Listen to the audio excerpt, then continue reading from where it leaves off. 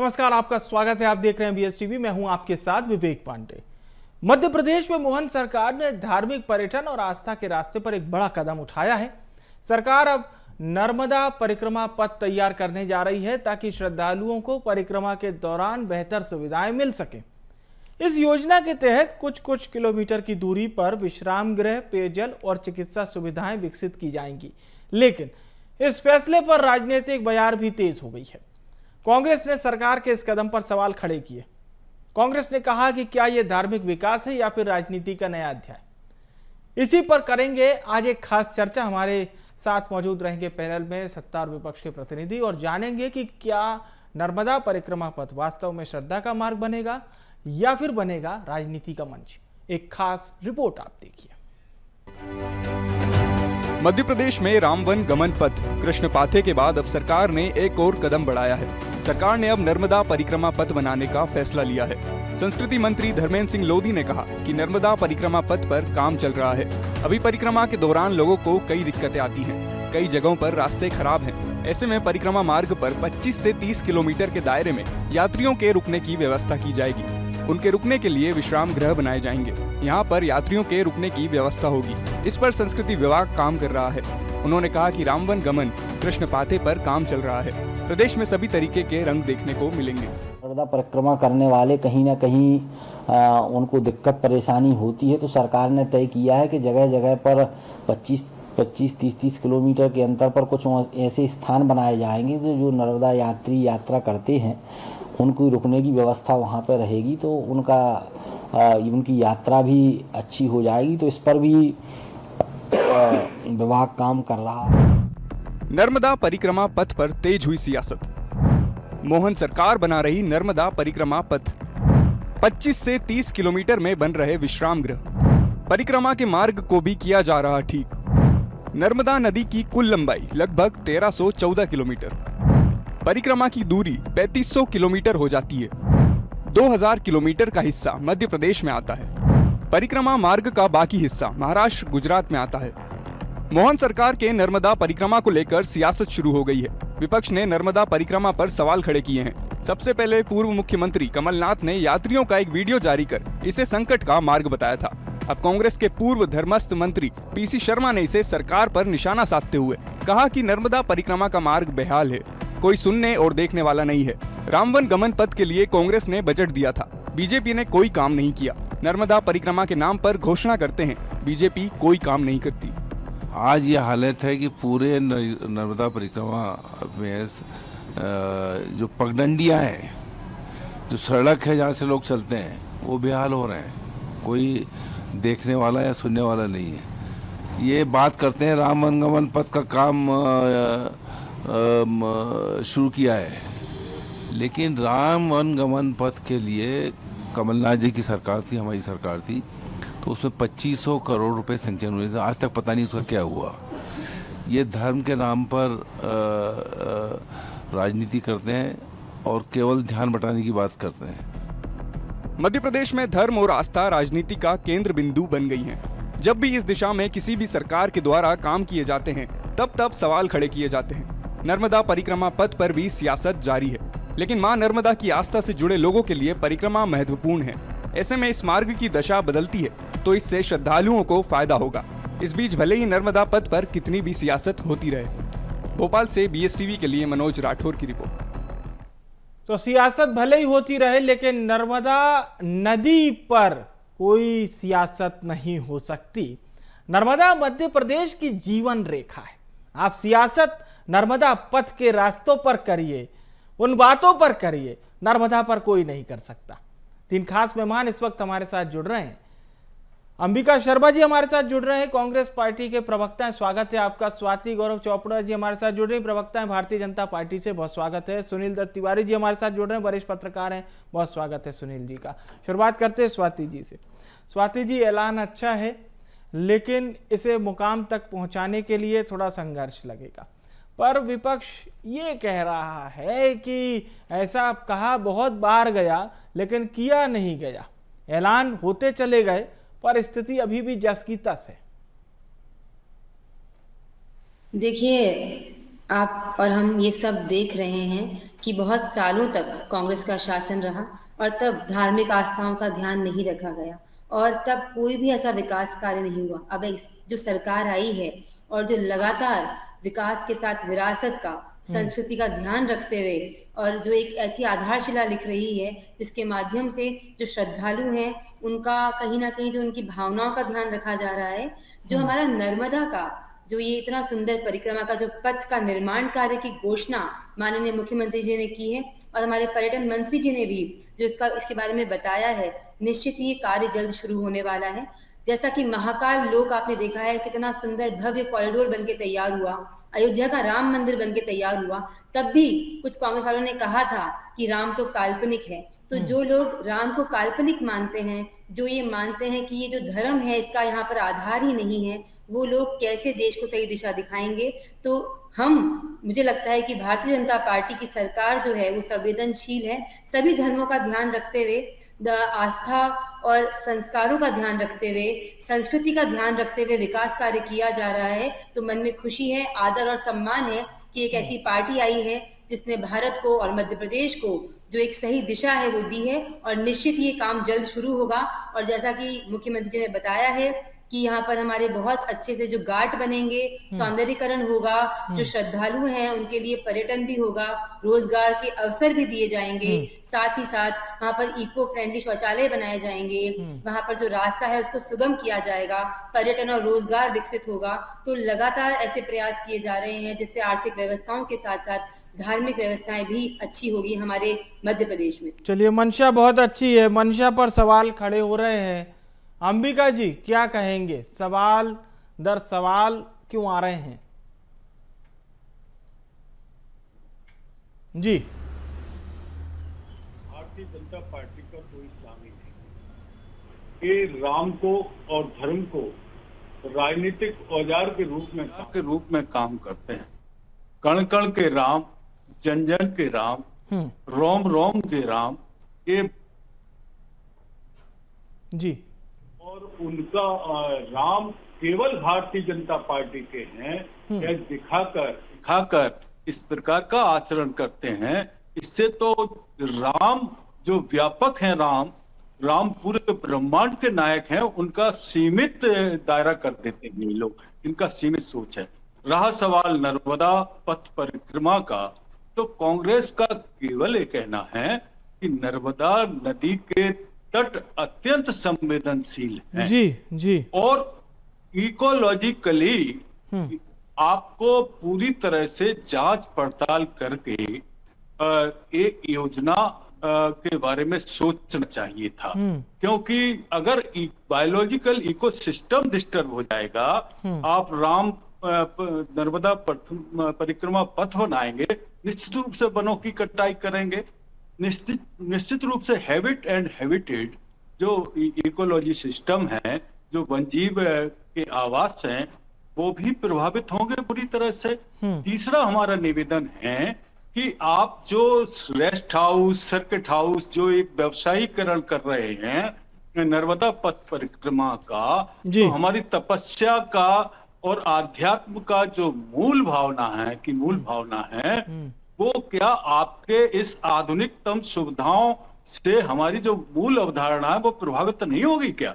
वनों से आच्छादित क्षेत्र, वनों की अवैध कटाई, और आपने इसके पीछे कोई एक्सरसाइज की होती, वन जीव विशेषज्ञों से बात की होती, बायोलॉजिकल जो एक्सपर्ट हैं उनसे बात की होती, तब भी समझ में आता है। अब ग्रामीण परिवेश की जो नर्मदा नदी से के पास तट पर रहने वाले जो गांव स्थित हैं, उनमें जो सादगी का और ग्राम जीवन का जो दर्शन होता है, वहां आप व्यवसायिकता पूरी तरह से अति व्यवसायिकता और भौतिकता का प्रभाव छोड़ेंगे, दुष्प्रभाव छोड़ेंगे, व्यवसायिकरण करेंगे, इससे वहां का जो ग्राम जीवन है वो भी पूरी तरह से प्रभावित होगा, धार्मिक माहौल प्रभावित होगा, हमारा जो नैसर्गिक स्वरूप है पर भी प्रतिकूल प्रभाव पड़ेगा।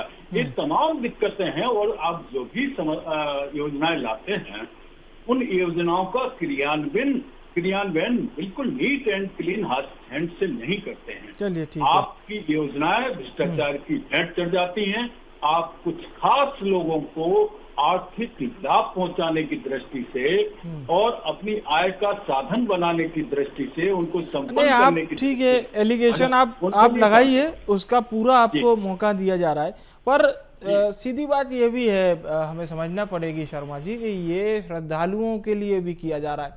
नर्मदा हमारे मध्य प्रदेश की जीवन रेखा है, नर्मदा जीवन दायिनी है, मोक्षदायिनी है, नर्मदा माता की हम पूजा करते हैं, ये है धार्मिक पहलू। अब धार्मिक पहलू में जो धार्मिक लोग वहां जाएंगे उनके लिए उनके लिए जो 2-3 चीजें हैं प्रस्ताव में, ठहरने की सुविधा है, रेडी टू स्टे है, रेस्ट हाउस है, और वो जो पूरा मार्ग है 2000 किलोमीटर से ज्यादा का, तो इसे चिन्हित तो हमें करना पड़ेगा ना। आप ठीक है, आप कह रहे हैं कि साहब पेड़ काटे जाएंगे, तो फिर ये जो परिक्रमा है इसके अकॉर्डिंग आपके सवाल बनते हैं। लेकिन केवल ये कह देना कि साहब ये सिर्फ पैसा कमाने के लिए है, तो मुझे लगता है फिर तो हर एक चीज पैसा कमाने के लिए ही है। सड़क बन रही है, उससे पैसा कमा रहे लोग, आरओबी से पैसा कमा रहे, तो भाई वो डिस्ट्रीब्यूशन भी तो सभी में लीगल होता ही है ना। मजदूर की दिहाड़ी से लेके ठेकेदार के पैसे से लेके सबके पास वो श्रम का पैसा तो जाता ही है ना। हर चीज को हम भ्रष्टाचार से अगर केवल नॉमिनेट कर देंगे तो मुझे लगता है ये सवाल बेमानी होगा। अगर अब बोलिए, अब बोलिए। मेरा ये इसलिए था कि कहीं चर्चा ऐसा ना लगे कि हम जो विषय लेकर आए हैं उससे बिल्कुल एकदम ऐसी स्थिति बन पड़े कि भाई अब चर्चा बिल्कुल। हाँ विवेक जी, सरकार की योजनाओं का हम कुछ स्वागत हम तो साहब सरकार की योजना, मेरी कटिंग आप निकालिए, उसमें सरकार शब्द आए तो बताइएगा। मैंने कहा श्रद्धालु, मैंने कहा नर्मदा माता, नर्मदा नदी, और मुझे ये लगता है कि मैं अगर नर्मदा माता को लेकर डिबेट करूं तो मध्य प्रदेश के श्रद्धालु ये तो कहेंगे कि भाई ये नया विषय मत लाइए, नर्मदा हमारे आस्था का प्रतीक है, उसे आप डिबेट में मत लाइए। हाँ, चूंकि हम चर्चा कर रहे हैं नर्मदा पथ पर। पांडे जी, मेरी बात तो सुन लीजिए। अब आप बोलिए सर, बोलिए। कुछ शब्द ऐसे आए थे जिस पर मुझे बोलना पड़ा, बोलिए। नर्मदा नदी मध्य प्रदेश की जीवन रेखा है जी। नर्मदा नदी का एक नैसर्गिक स्वरूप है। आपके व्यवसायीकरण से कहीं वो स्वरूप नष्ट ना हो जाए, इस बात की भी चिंता पर्यावरण पर आप चिंता कर रहे हैं, ये जायज है, ये बात बिल्कुल करेक्ट है। एक बार आप सुनील जी को भी चर्चा में जोड़ते हैं, फिर आपके पास लौटेंगे। बायोलॉजिकल बैलेंस ना बिगड़ जाए, ठीक है, उस पर ध्यान देना चाहिए। ठीक है, बायोलॉजिकल बैलेंस पर चर्चा करेंगे। सुनील जी को चर्चा में जोड़ते हैं। सुनील जी, आप चर्चा का बहुत भाग आप सुन चुके, लेकिन आप क्या कहेंगे? ये जो पथ बन रहा है, सियासत अपनी जगह है, लेकिन कहीं ना कहीं धार्मिक मुद्दों पर मुझे ऐसा लगता है कि सियासतदान लोगों को भी थोड़ा सा तो बचना चाहिए, देखना चाहिए कि भाई कहीं आप एकदम से वर्सेस बनना चले जाएं, पार्टी की राजनीति चलती रहेगी। बिल्कुल सही विवेक जी। शायद अंबिका शर्मा जी जो यहाँ पर बैठे हैं वो आपके विषय की मूल वस्तु को शायद समझ नहीं पाए। नर्मदा पथ पर कहीं कोई रिजॉर्ट बनाने की तैयारी सरकार की नहीं है, कोई कमर्शियल एक्टिविटीज़ करने की तैयारी नहीं है। मैं आपको बता दूं कि अनूपपुर से लेकर बड़वानी जो हिस्सा मध्य प्रदेश में आता है, लगभग वहाँ पर नर्मदा आश्रय स्थल बना रही है सरकार, और उसके लिए जगह भी चिन्हित हो गई है और कलेक्टरों के माध्यम से ज़मीन का अधिग्रहण भी हो गया है।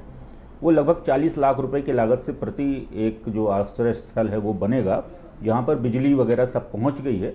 वहाँ पर बेसिक्स जो हैं वो पथिकों के लिए वहाँ पर ठहरने की, भोजन की और चिकित्सकीय व्यवस्था की तैयारी की है सरकार ने। तो मुझे लगता है कि इसमें तो सबको सरकार के साथ होना चाहिए। यहाँ पर कहीं कोई व्यवसायी दृष्टिकोण नहीं है सरकार का। और दूसरी बात ये भी है कि इस नर्मदा परिक्रमा में कोई भी उद्योगपति जाता है तो वो भी अपने मन में एक आस्था के साथ जाता है। वो अपनी पूरी जो उसकी कायनात है या जितनी उसकी माया है, वो माया को छोड़ के काया के साथ जाता है।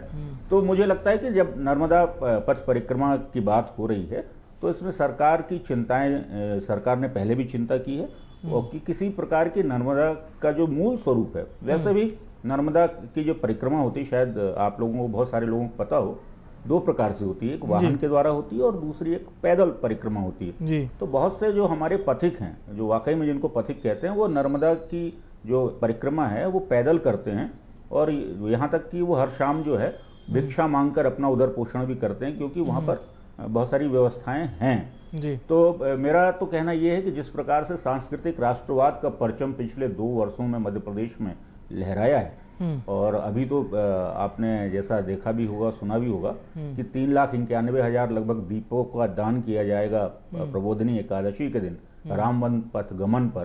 तो ये सरकार की एक सकारात्मक सोच है। और निश्चित तौर और पर सुनील जी, अगर चाहे थोड़ा ये सा पक्ष सियासी पे बात है। जोड़ें तो आपको बहुत अच्छे से याद होगा, मध्य प्रदेश के बड़े नेता दिग्विजय सिंह जी, वो नर्मदा यात्रा उन्होंने निकाली।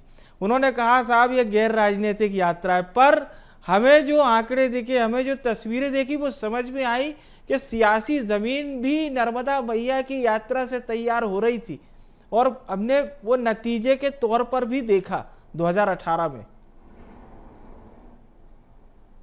निश्चित तौर पर यदि आप उस पूरे परिणाम का आकलन करेंगे विवेक जी, तो वो 2018 के चुनाव परिणाम में जिन जिन नर्मदा क्षेत्रों के तटों से होकर दिग्विजय सिंह की वो यात्रा गई थी, वो पैदल यात्रा थी।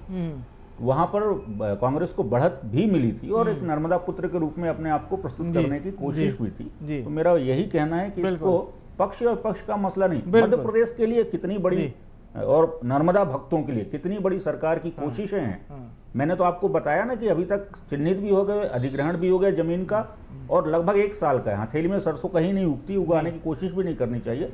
लगभग 1 वर्ष का सरकार ने समय लिया है और ये आश्रय स्थल आपको बनकर हमारे नर्मदा भक्तों के लिए तैयार हो जाएंगे। ठीक है, चलिए अब रुख करते हैं स्वाति जी का। स्वाति जी, जो अंबिका जी इस बात पर चिंता जाहिर कर रहे हैं कि पर्यावरण सिस्टम को नुकसान नहीं होना चाहिए, माने ऐसा ना हो कि परिक्रमा पथ बनकर तैयार हो और हम पर्यावरण के तौर पर बहुत कुछ क्षति करते हैं। तो इस पर जरूर आप एक जवाब दे सकती हैं। जी। तो मैं ये बोलना चाहूंगी कि जो कांग्रेस की संकुचित और ओछी मानसिकता है, जो हर चीज में भ्रष्टाचार से जोड़ना और हर चीज को एक ही तरफ ले जाना, ये कहीं ना कहीं एक जो सोच का मुझे लगता है फर्क है और एक संस्कारों का फर्क है। साथ ही जब भारतीय जनता पार्टी की सरकार है या फिर हमारे माननीय मुख्यमंत्री मोहन जी यादव हैं, जो निश्चित ही एक धर्म को अपने जीवन में बहुत इम्पोर्टेंट मानते हैं, और हम सभी ये जानते हैं कि सनातन संस्कृति जो है वो आज की नहीं है, वो जब से हमको याद होगा 5000 सालों से भी पुरानी है। तो अब जब संस्कृति को बचाने की कवायद हो रही है, जब ये कोशिश की जा रही है कि वहाँ जो यात्री जाते हैं उनको दिक्कतें ना हो, उनके लिए भोजन पानी की व्यवस्थाएं हो, तो इसमें तो मुझे लगता है कि कांग्रेस को और इसकी सराहना करनी चाहिए थी। हर बात का विरोध किया जाए और हर बात पे आरोप लगाया जाए, तो जनता इस बात को समझने लग गई है अब कि हर बात का विरोध करना, विकास हो या संस्कृति हो, ये कहीं ना कहीं ठीक नहीं लगा। और उसके बाद हम बात करते हैं अगर कि हम जो इको बैलेंस की बात की जा रही है, तो जैसे मैंने पहले भी बताया कि इसमें जो भी सारी सुविधाएं की जा रही है वो इको फ्रेंडली की जा रही है। जो शौचालय बनाए जा रहे हैं वो इको फ्रेंडली होंगे, और जो 25 से 30 किलोमीटर पे जो रहने की व्यवस्थाएं की जा रही हैं उनमें भी ये प्रयास किया जा रहा है कि वहां पर किसी भी तरह की किसी को भी घाटों को दिक्कत ना हो, घाटों का सौंदर्यीकरण होगा, सुरक्षा की दृष्टि से उसको बेहतर किया जाएगा, और कहीं ना कहीं जब भोजन पानी की व्यवस्था मिलेगी श्रद्धालुओं को, तो वो मुझे लगता है कि एक बहुत बड़ा मानवता के आधार पे, मानवीय आधारों पे ये एक सही कार्य। चलिए, ये एक नैतिक जिम्मेदारी भी है, क्योंकि आप लोग सत्ता में हैं, तो कहीं ना कहीं उस पूरे यात्रा के सारे जो पैमाने हैं वो सरकार को बहुत अच्छे से बताने भी होंगे। अंबिका जी का रुख करते हैं। अंबिका जी, देखिए अब चीजें धीरे धीरे क्लियर हो रही है। हाँ, अभी ये सब पाइपलाइन में है। प्रपोजल सरकार ने बताया है कि हम ऐसा ऐसा करने जा रहे हैं।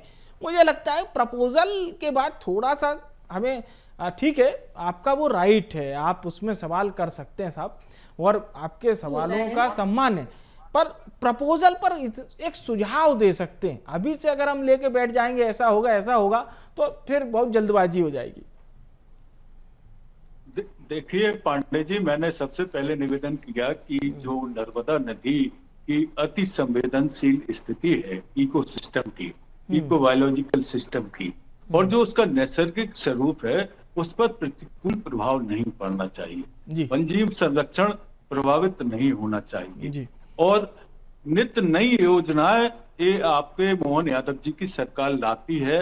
उन योजनाओं का बहुत ढिढोरा पीटती है, लेकिन योजनाएं कब क्रियान्वयन हो जाता है उनका ये पता ही नहीं चलता।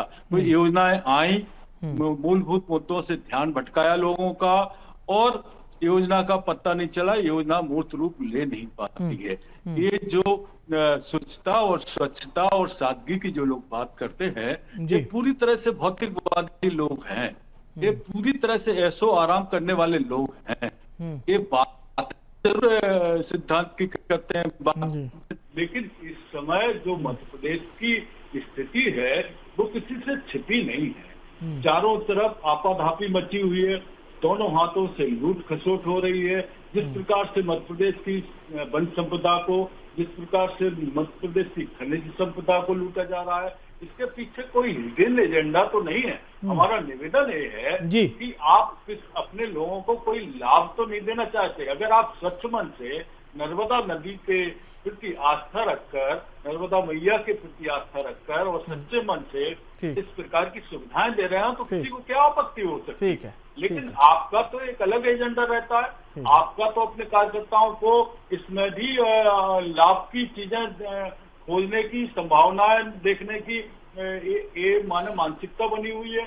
और इस प्रकार से ये जो योजनाओं पर जो बहुत बड़ी राशि खर्च की जाती है। ठीक है, सुनील जी का रुख करते हैं। सुनील जी, बीते कुछ समय से हम देख रहे हैं एक धार्मिक पर्यटन शब्द का बड़ा जिक्र हो रहा है। महाकुंभ जब हुआ था तो हमने बिल्कुल पॉश ऐसे टेंट भी देखे जिसका एक दिन का किराया 70,000 से 1 लाख था। वहां भी श्रद्धालु गए। ऐसी भी जगह थी जो निःशुल्क थी, कंबल फ्री था, मैट फ्री थी, चाय फ्री थी, खाना फ्री था, वहां भी श्रद्धालु गए। भाई आस्था की डुबकी सबने लगाई। यथा संपन्न जैसी आपकी जितनी क्षमता है उसके अकॉर्डिंग आप गए और आपने अपने धार्मिकता का परिचय दिया और आप वापस अपने घर की ओर कूच कर गए।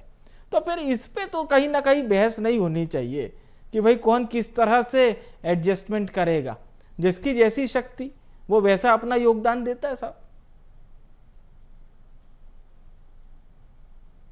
निश्चित तौर पर विवेक जी, तेते पांव पसारिए जेती लांबी ठौर, हमें हमारे पूर्वज कह गए हैं, और लगभग वो सारी चीज़ें अब वर्तमान में के परिवेश में एकदम फिट भी बैठ रही हैं। हर व्यक्ति की अपनी अपनी क्षमताएं हैं और हर व्यक्ति की अपनी अपनी अपेक्षा भी है और उसके पास समय को लेकर भी है जी। जहाँ तक मध्य प्रदेश की आपने स्पिरिचुअल टूरिज्म की बात की, यदि आपको ध्यान हो तो प्रधानमंत्री नरेंद्र मोदी ने भी एक अलग जगाई थी कि मध्य प्रदेश में वो सारी संभावनाएं हैं जिससे स्पिरिचुअल टूरिज्म को आगे बढ़ाकर रोजगार के ऐसे अवसर खोजे जा सकते हैं जी, जहां पर हम अपनी अर्थव्यवस्था को बढ़ा सकते हैं और रोजगार भी बढ़ा सकते हैं। तो सरकार उस दिशा में काम कर रही है।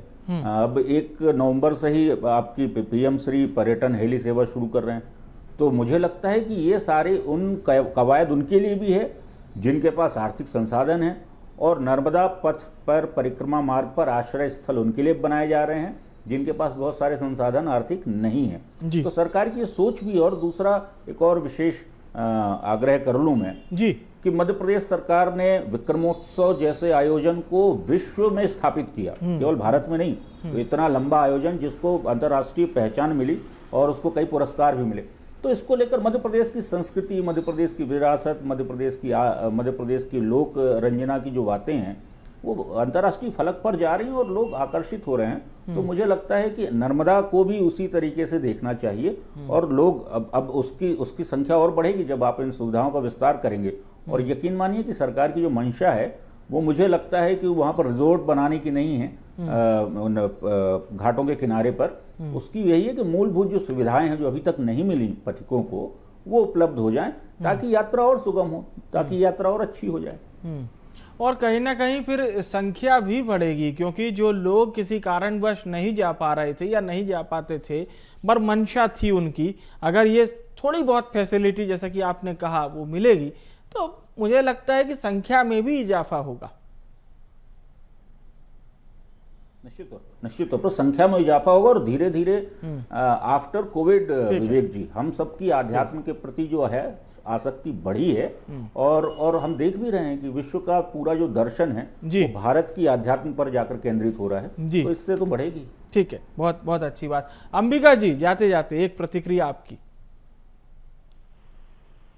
हेलो जी जी, हमारा निवेदन केवल इतना है कि इस जो योजना सरकार लाई है इसका मॉनिटरिंग ठीक ढंग से करें, उसमें पूरी ईमानदारी के साथ पारदर्शिता के साथ क्रियान्वयन ठीक किया है, जाए। ठीक है। मुझे लगता है स्वाति जी तक बात पहुंच गई होगी, मांग अभी भी वही है। बहुत बहुत धन्यवाद करूंगा मैं इसी के साथ आप सभी मेहमानों का, आप सभी हमारे साथ जुड़े, बहुत बहुत शुक्रिया। देखिए, पथ पर सियासी परिक्रमा तमाम फैसिलिटी के साथ ये पथ तैयार होगा। प्रपोजल में बहुत कुछ शामिल है, काम चल भी रहा है, कई काम बाकी भी है, काम होने तो दीजिए। मीन मेख निकालने के लिए अवसर मिलते रहेंगे। ये सबके लिए न केवल एक संदेश है, एक संकेत भी है कि भाई मां नर्मदा का अगर जीर्णोद्धार हो रहा है, उस पथ का जीर्णोद्धार हो रहा है, तो उसमें एक सहभागिता तो देनी ही चाहिए। फिलहाल के लिए इस खास पेशकश से मुझे दीजिए इजाजत और आप देखते रहिए BS TV। नमस्कार।